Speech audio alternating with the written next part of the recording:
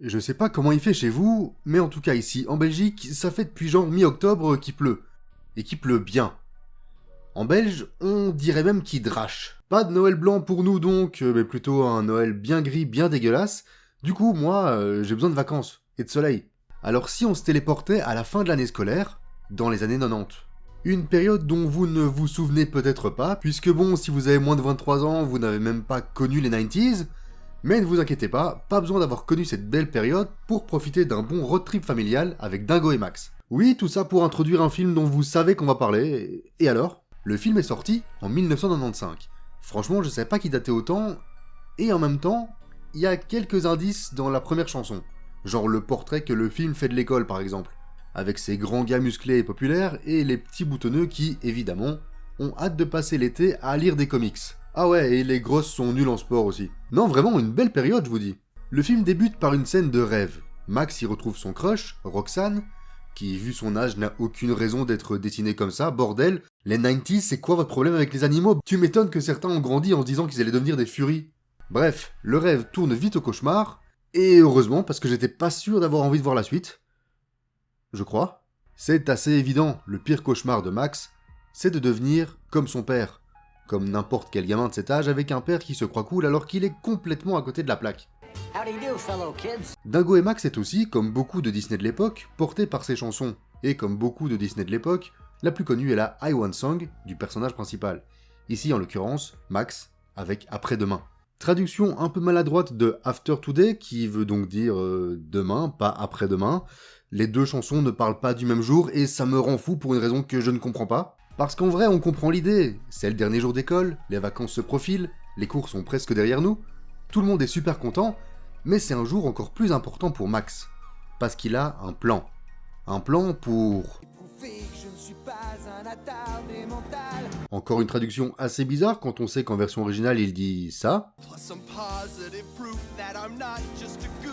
Ce qui renvoie encore une fois à sa peur d'être comme son père. Et pas juste...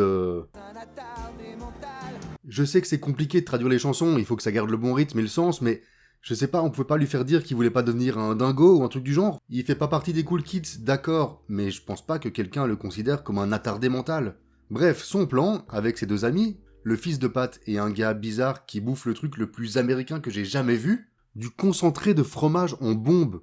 Ça a l'air ignoble. Tu vois, ça, c'est un truc d'attardé mental. Faut que j'arrête de digresser, moi, bref. Son plan, c'est d'interrompre le speech du préfet, quand tout le monde est réuni dans la grande salle de l'école, pour faire son show, déguisé en Powerline, sorte de Michael Jackson / Prince de leur monde. Tout se passe plutôt pas mal, les gens le trouvent cool, Roxane semble bien kiffer, mais le principal, qui a failli crever dans l'histoire, trouve ça beaucoup moins stylé. Il convoque les trois dans son bureau, mais surtout prévient Dingo, sans du tout en faire des tonnes, hein. Vraiment, le gars, c'est le roi de la demi-mesure. Il est calme, il est gentil, il est... nickel. Un appel qui va bien sûr faire peur au bon père qui essaye d'être Dingo, qui va directement préparer une belle surprise à son fils, c'est-à-dire un petit road trip, dans le but d'aller pêcher. Un voyage qu'il avait lui-même fait avec son père et dont il a d'excellents souvenirs. Ouais, sauf que Max, il est moyen chaud. En fait, il est même totalement contre, puisqu'il vient enfin de choper son premier date avec Roxane. Hors de question de rater ça pour un road trip avec son père. Sauf que personne dans ce film ne sait communiquer. Personne. C'est l'enfer. Dingo ne lui explique pas pourquoi il a peur et veut renforcer leur lien. Max ne lui dit pas clairement qu'il a un date avec une super fille et qu'il veut pas le louper. Et quand Max va s'expliquer avec Roxane, avant de partir, il est tellement incapable d'expliquer un truc qu'il se sent obligé de mentir, disant qu'il va avec son père à Los Angeles au concert de Powerline, et en plus, qu'il va aller sur scène avec lui. Alors autant la première partie du mensonge, ça passe. Autant la deuxième, mais comment tu vas faire mon gars ? Le voyage commence, Max tire bien la gueule, et bordel quand on voit où l'amène son père, il y a de quoi. Il croise Pat, qui est en fait le patron de Dingo, et a d'excellents conseils sur comment être un père. If you keep 'em under your thumb, they'll never end up in the gutter. Ouais, on est chez Disney donc y a pas de maman, hein. Ils ont déjà un père, faut pas forcer. Ils ont un petit face-à-face contre Bigfoot parce qu'il fallait bien remplir un peu le milieu du film. Petit à petit, le dialogue reprend, mais Max, forcé par son mensonge, change les indications sur la carte, les envoyant vers Los Angeles et plus vers le lac où ils étaient censés aller pêcher. Ce que Dingo risque de voir dès qu'il va ouvrir la carte, c'est complètement débile comme idée.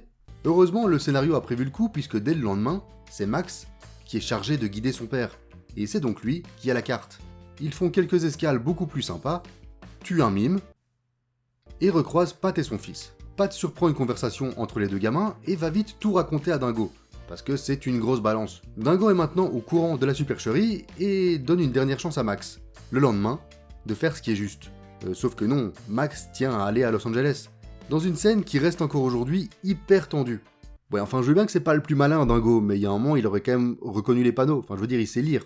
Dingo s'arrête juste après, c'est à son tour de tirer la gueule, ça y est, ils vont s'expliquer, parler, communiquer, le tout en dévalant la route et en tombant dans l'eau, parce qu'on est quand même dans un film Dingo.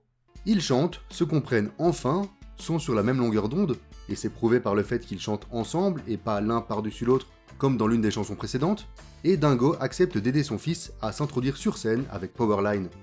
Dingo, ton but c'était pas de tout faire pour que ton fils ne transgresse pas la loi ?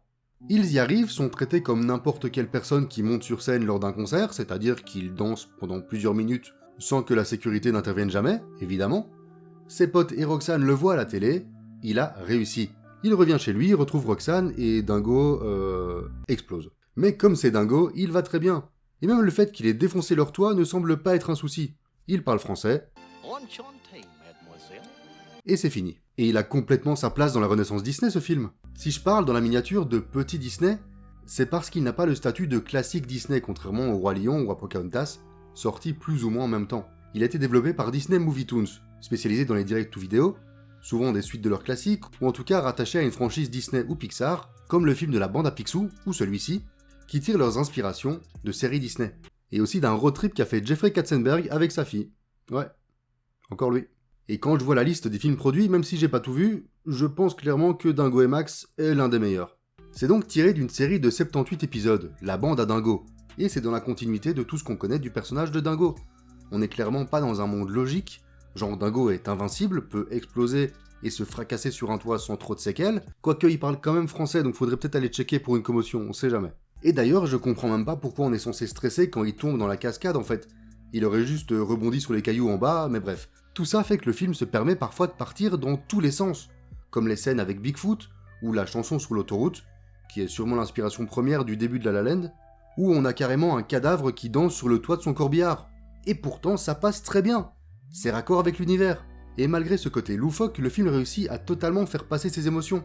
Dans une relation où les deux personnages sont compréhensibles. On comprend que Max n'ait aucune envie de partir avec son père, on comprend qu'il ait du mal à le supporter, voire qu'il en ait honte, mais de l'autre côté, même si c'est archi maladroit, comme beaucoup de parents en fait, on comprend Dingo, qui veut créer des liens avec son fils, qui veut le protéger, qui a du mal à le cerner, mais fait tout ce qu'il fait avec les meilleures intentions du monde. Genre là, avec sa tête, là, c'est impossible de pas avoir de la peine pour lui. Même si, je le répète, avec une conversation de 2-3 minutes au début, tout était réglé. Ah oui, et aussi, il n'y a jamais aucun doute sur le fait que Max va terminer avec Roxane. Elle le kiffe depuis le début, mais aucun ne le voit parce qu'en plus de pas savoir communiquer, ils sont incapables de remarquer quand ils plaisent. Enfin, on va mettre ça sur le dos de l'inexpérience. Et en vrai, ça les rend encore plus adorables. Dingo et Max, c'est l'un des films de mon enfance. Je l'ai vu et revu, et je pensais que ce revisionnage allait un peu faire mal, que j'allais me rendre compte de gros défauts, mais finalement, ça va. C'est pas un chef-d'œuvre, il y a un sacré ventre mou, et quelques énormes facilités scénaristiques. Mais le tout fonctionne, fait rire, émeut par moments, et mérite pour moi son bon 14 sur 20. Merci d'avoir regardé cette vidéo, on se retrouve, comme dirait Max, après-demain, pour revenir sur les films de la semaine, et une actualité brûlante qui parle d'une certaine souris qui vient de tomber dans le domaine public, et qui maintenant va tuer des gens, bref. Et j'en profite aussi pour remercier Gil, qui vient de me soutenir sur Tipeee. Si vous voulez faire pareil, le lien est juste en dessous de la vidéo. Ciao!